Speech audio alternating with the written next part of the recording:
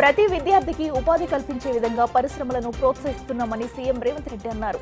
MSME నూతన పాలసీని CM విడుదల చేశారు. తాము చేసే ప్రతి ప్రయత్నము రాష్ట్ర భవిష్యత్తు కోసమేనని స్పష్టం చేశారు.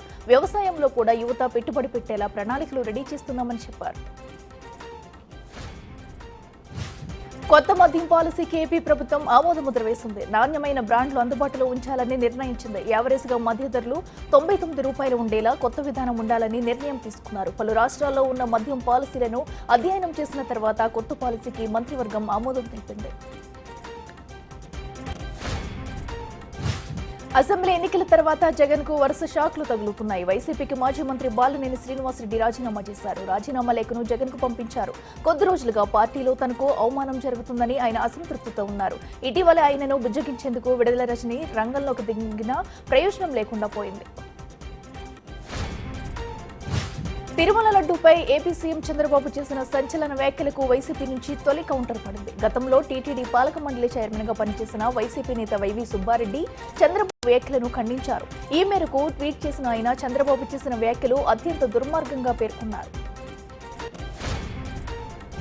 బీఆర్ఎస్ పార్టీకి హైకోర్టులో బిగ్ షాక్ తగిలింది. నల్గొండ జిల్లాలోని పార్టీ ఆఫీసును కూల్చేయాలని కోర్టు ఆదేశించింది. నిబంధనలకు విరుద్ధంగా నిర్మాణం జరిగిందని పిటిషన్ వేశారు.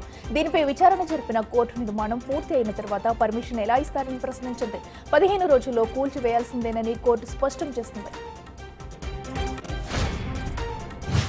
జానీ మాస్టర్ పై పోక్సో కేసు నమోదైంది. దీంతో ఆయన అరెస్టు చేసేందుకు 4 ప్రత్యేక బృందాలు రంగంలోకి దిగాయి. ప్రస్తుతం అతడు పరారీలో ఉండటంతో ఎక్కడ ఉన్నారనే అంశంపై ఆరా తీస్తున్నారు. మరోవైపు మహిళా సంఘాలు కూడా జానీ మాస్టర్ పై మండిపడుతున్నాయి. తెలంగాణ మహిళా కమిషన్ చైర్పర్సన్ నేరేళ్ల శారదను మహిళా సంఘం సభ్యులు కలిసి ఫిర్యాదు చేశారు. కేంద్ర కేబినెట్ కీలక నిర్ణయాలు తీసుకుంది. జమిలీ ఎన్నికల కోసం రామ్నాథ్ కోవింద్ కమిటీ ఇచ్చిన రిపోర్టుకు ఆమోదం తెలిపింది. పార్లమెంట్ శీతాకాల సమావేశాల్లో ఈ బిల్లు పెట్టనుంది. మరోవైపు చంద్రాయన్-4 అభివృద్ధి చేయాలనే నిర్ణయాన్ని కూడా కేబినెట్ ఆమోదించింది. అయితే జమిలీ ఎన్నికల ప్రస్తావన బీజేపీ జిమ్మక్కని కాంగ్రెస్ ఆరోపిస్తుంది. జమ్మూ కాశ్మీర్లో తొలి విడత అసెంబ్లీ ఎన్నికలు జరిగాయి. 10 ఏళ్ల తర్వాత ఎన్నికలు జరగడంతో ప్రజలు ఓటు వేసేందుకు ఆసక్తి చూపించారు. ఎలాంటి అల్లర్లు లేకుండా పోలింగ్ ప్రశాంతంగా ముగించింది. మరో 2 విడతలు ఎన్నికలు జరగనున్నాయి.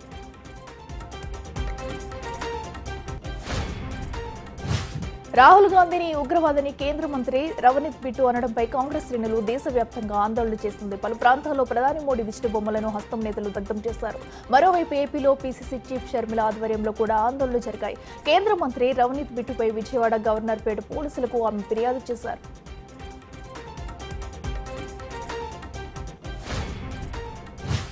లెబనాన్లో వరుస పేలుళ్లు సంభవిస్తున్నాయి. మొన్న లెబనాన్లో పేజర్లు పేలుడు ఘటన మరొక ముందే నిన్న మరో పేలుడు సంభవించింది.